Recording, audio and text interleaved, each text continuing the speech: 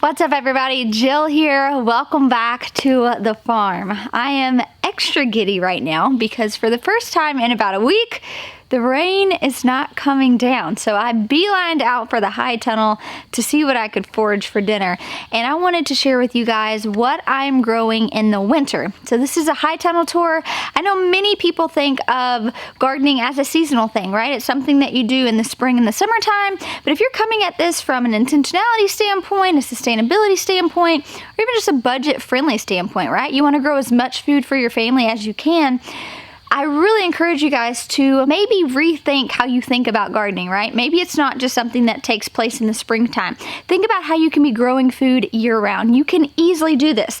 I'm going to share with you guys what I'm growing in my high tunnel right now, but many of these crops you can grow outside under row cover. In fact, I have everything I'm going to show you today also out in my raised bed garden. And we've had a pretty mild winter so far, so I have not even put any row cover on there because it's still pretty hot and humid here. But let's take a tour, show you what's going on. First up, we have our radishes, which are certainly lush right now. I've been harvesting quite a few radishes just to toss up with dinner. We've been fermenting a bunch. There are several in here still that need to be harvested. So all of these green tops that you see right here all the way down, those are radish on that side. And then on this side, if you peek down in here, I've got my spinach, which is absolutely thriving. I've been harvesting off of this every day almost for lunches, so a ton of spinach in here as well. Down here we have our celery, which I'm going to start harvesting really soon. I've got a celery soup I have been waiting to make, but these have done absolutely beautiful. I am going to try to just cut at the base and see if it will regrow. I've never tried that before because I've never really grown celery in a large way. I've tried it one time in the springtime, but not with much success. And so this celery is looking mighty fine. Also have some celery on this side as well, as you can see here. So plenty of that to harvest in the next few. So this is a pretty small portion of my bed. I still have some summer crops that need to clean out. And then I have direct seeded a few greens that I'll harvest as like baby green microgreens, and I need to resow some of those, but they are starting to come up. So I get asked a lot, how do you grow food in the dead of winter? Can you grow food in the winter? What can you grow food in the winter? Yes, yes, yes to all of those things. The key here to making sure that you have enough food throughout the winter to last until your spring and summer gardens again is to plan ahead. So back in August, September, I was starting and transplanting out most of these things to ensure I would have a yield. So it is something that you have to think ahead on. However, there are plenty of those short turnaround days to maturity crops that you can easily still grow. Radish is a great one. Baby beets are a great one.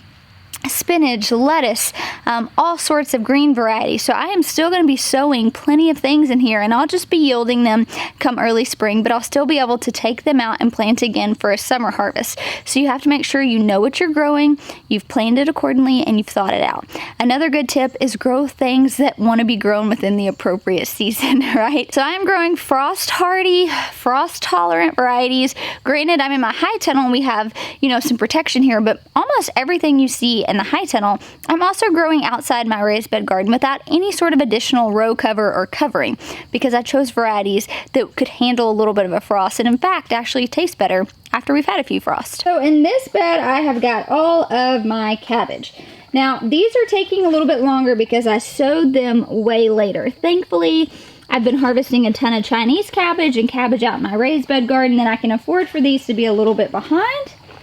Then we've got our cauliflower plants that are starting to form heads down there. I checked a while ago.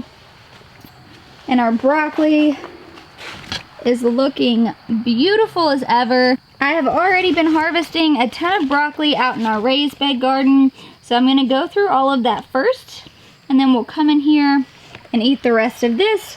And then down at the end of the bed, we've got our Brussels sprouts, which are in fact starting to make little Brussels. Now if we turn around in the opposing bed, I've got broccoli here. I kind of staggered my planting, so I planted these first and then these a couple weeks later so that I wouldn't have to put up and preserve all of it at one time. But you can see it's starting to come on. I've got some cauliflower varieties here and right here. And then we have our kohlrabi, which I have been pulling from and fermenting. Most of these are ready to harvest. A kohlrabi is a German turnip. You can use the leaves.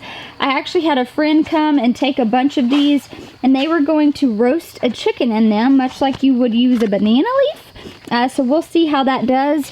But as you can see here, these things are going strong.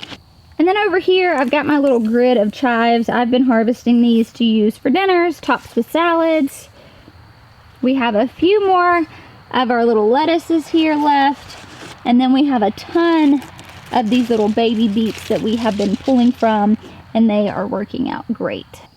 And although our shishito plant is well overdue and has provided our family with so many shishitos, I am still pulling out the rest that I can before we take the rest of these out for the winter. All right, you guys, that's it. While it may not look like a lot, it actually is plenty because I have got 2 48-foot long beds out in my raised bed garden packed full of food. We've got radish, beets, carrots, broccoli, cabbage, Brussels sprouts, kohlrabi, celery. I've got so much food that this is more than I could need for my family for the wintertime. So the goal is not to overplant for the sake of planting. Plant enough for your family. And so this is more than enough for me to come and get to cook fresh in the kitchen. There's plenty enough broccoli and cauliflower and cabbage that I'll be able to preserve that.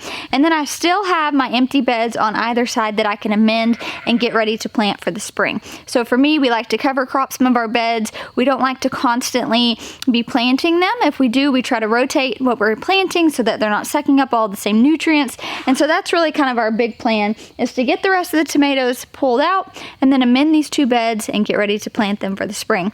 But I hope you enjoyed this quick high tunnel tour, and I hope that it proved to you guys that you can grow food this time of year. Do not be limited by the winter. Granted, everyone's in different growing zones, everyone's climate's going to be different, but I don't want you not to grow food because you think that you can't.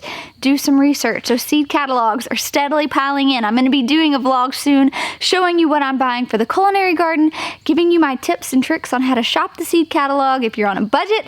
But I hope this was helpful. And remember, you can grow food this time of year. So thanks for hanging out. I'll talk to you soon.